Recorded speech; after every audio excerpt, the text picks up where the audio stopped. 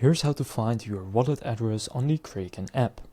To do this, first open up the app, and from within the app, click Transfer in the bottom left.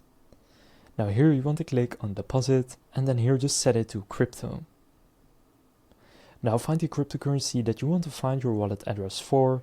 For example, I'll just search for, let's say, XRP, and then select it. From there it will have some instructions, click I understand, and now with Ripple it's a little bit unique. You have a address and tag.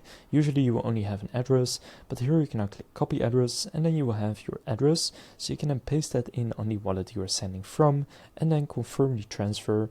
And I'd recommend doing a small transfer first to see if it arrives, and it should if you just copy and paste it, and from there you can then send the rest.